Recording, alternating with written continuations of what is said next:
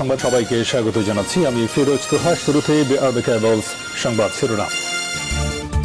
শুরুতেই জানাবো এই মুহূর্তে হাতে পাওয়া সর্বশেষ গুরুত্বপূর্ণ আন্তর্জাতিক সংবাদ।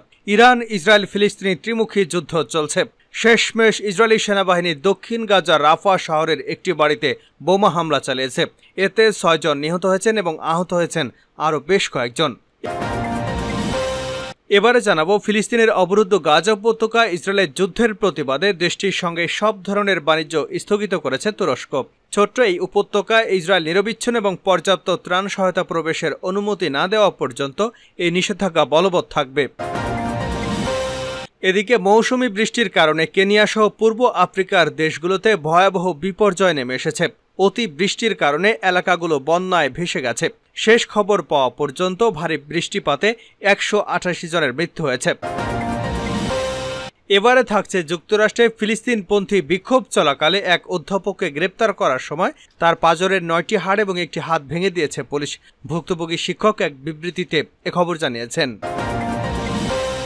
এদিকে ফিলিস্তিনের গাজায় নির্বিচারে অব্যাহতভাবে হামলার প্রতিবাদে ইসরায়েলের সঙ্গে কূটনৈতিক সম্পর্ক ছিন্ন করতে যাচ্ছে কলম্বিয়া। এবং সর্বশেষ জানাবো ইসরায়েলি কর্মকর্তাদের বিচারের কোনো এখতিয়ার নেই আন্তর্জাতিক অপরাধ আদালত আইসিসির। যুক্তরাষ্ট্রের পররাষ্ট্র দপ্তরের উপমুখপাত্র বেদান্ত প্যাটেল এমনটি জানিয়েছেন। এতক্ষণ শিরোনাম শুনছিলেন, এবার বিস্তারিত। প্রিয় দর্শক, আপনি যদি এই চ্যানেলে নতুন হয়ে থাকেন, ভিডিওটি দেখতে দেখতে চ্যানেলটি সাবস্ক্রাইব করে আমাদের সঙ্গেই থাকুন। আর এই ভিডিও সম্পর্কে আপনি আপনার মূল্যবান মতামতটি কমেন্ট বক্সে জানিয়ে দিন। আর হ্যাঁ প্রিয় দর্শক, জানিয়ে দিন ভিডিওটি কোথা থেকে দেখছেন। রাফায় বিমান হামলা চালিয়েছে ইসরায়েল, নিহত ৬ ফিলিস্তিনি।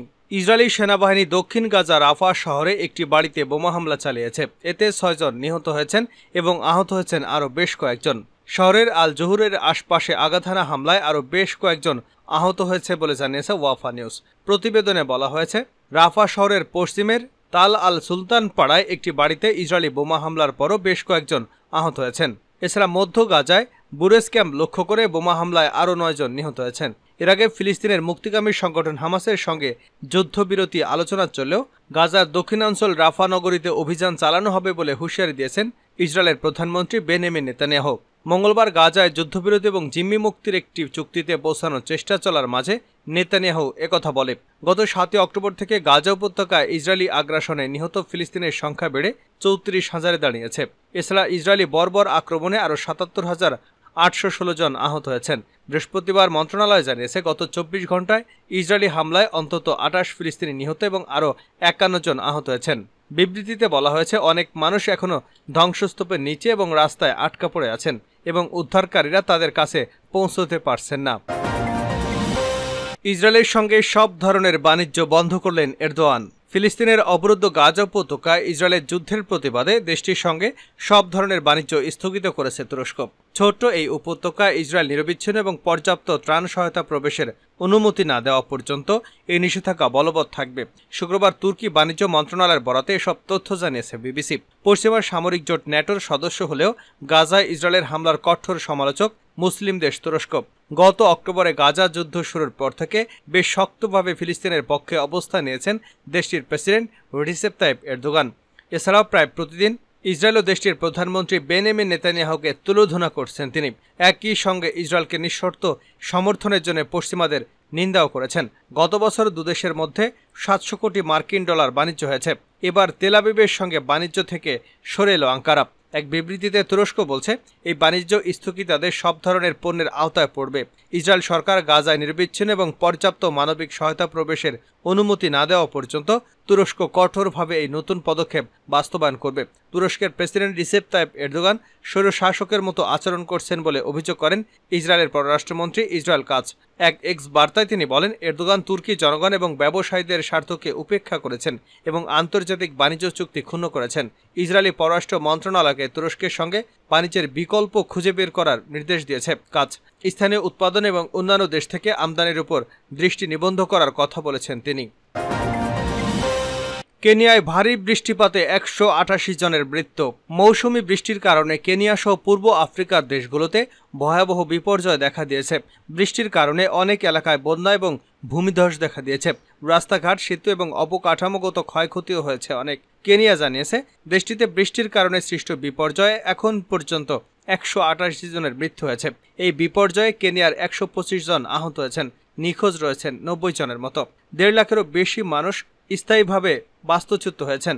বুধবার কেনিয়ার বিখ্যাত পর্যন্ত এলাকা মাসাই মার বন্যপ্রাণী সংরক্ষণ অঞ্চলের একটি নদী হঠাৎ করে প্লাবিত হলে পর্যটক সহ 100 জন হড়কা বানে ভেসে যায়। সেখান থেকে 90 জনকে সফলভাবে উদ্ধার করার কথা জানায় কেনিয়া কর্তৃপক্ষ। যুক্তরাষ্ট্রে বিক্ষোভ, অধ্যাপকের পাঁজরে 9টি হাড় এবং হাত ভেঙে দিয়েছে পুলিশ। যুক্তরাষ্ট্রে ফিলিস্তিনপন্থী বিক্ষোভ চলাকালে এক অধ্যাপককে গ্রেপ্তার করার সময় তার পাঁজরের 9টি হাড় এবং একটি হাত ভেঙে দিয়েছে পুলিশ। ভুক্তভোগী শিক্ষক এক বিবৃতিতে একথা জানিয়েছেন।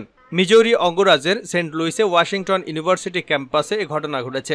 ভুক্তভোগী শিক্ষক স্টিভ তামারি সাউদার্ন ইলিনয়েস ইউনিভার্সিটি এডওয়ার্ডসভিলের ইতিহাসের অধ্যাপক, মধ্যপ্রাচ্য বিষয়ক বিশেষজ্ঞ তিনি।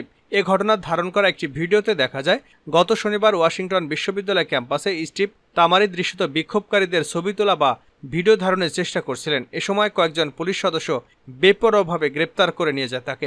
ভিডিওতে আরও দেখা যায় গ্রেপ্তার হওয়ার সময় অধ্যাপক তামারি মাটিতে পড়ে গেলে পুলিশের এক সদস্য তাকে হাঁটু দিয়ে আঘাত করতে থাকে। পরে 2 হাত পিঠমোড়া করে হাতকড়া পরানো হয়। এরপর কয়েকজন পুলিশ তার নিস্তেজ হয়ে পড়া শরীর টেনে হেঁচড়ে একটি ভ্যানের দিকে নিয়ে যায় এবং মাটিতে উপুড় করে ছুঁড়ে ফেলে। বিক্ষোভ চলাকালে এই অধ্যাপকের স্ত্রী সান্দ্রা তামারিকেও গ্রেপ্তার করে পুলিশ। এ ঘটনা নিয়ে সামাজিক যোগাযোগ মাধ্যম এক্সে গতকাল বৃহস্পতিবার দুপুরের পর সান্দ্রা একটি পোস্ট দেন। তাতে লেখেন, স্টিভ তামারিকে হাসপাতাল থেকে ছেড়ে দেওয়া হয়েছে, তবে তার ব্যথা রয়েছে এবং ভাঙা হাতে অস্ত্রোপচার করতে হবে। পোস্টে সান্দ্রা আরও লেখেন, ঘটনার সময় কোনো গণমাধ্যমের সাক্ষাৎকার নিচ্ছিলেন না তারা। এ ঘটনায় একাডেমিক প্রকাশনা the middle east research and information project এক বিবৃতি দিয়েছে। তাতে বলা হয়েছে, MEREP-এর নেতা কর্মীরা অধ্যাপক তামারির উপর হামলা এবং তাকে গ্রেপ্তারের ঘটনা শুনে আতঙ্কিত ও ক্ষুব্ধ। ইতিপূর্বে অধ্যাপক তামারি এবং তার স্ত্রী দুজনেই প্রকাশনায় কাজ করেছেন। MEREP বলেছে, বিশ্ববিদ্যালয় ক্যাম্পাসগুলোতে শান্তিপূর্ণ বিক্ষোভে পুলিশ সহিংসতায় 2 সপ্তাহ ধরে উদ্বেগজনক প্রবণতা হয়ে উঠেছে। কিন্তু স্টিভের সঙ্গে যা করা হয়েছে সেটি চূড়ান্ত পর্যায়ের সহিংস আচরণ, এমনকি তা এর মানও ছাপিয়ে গেছে।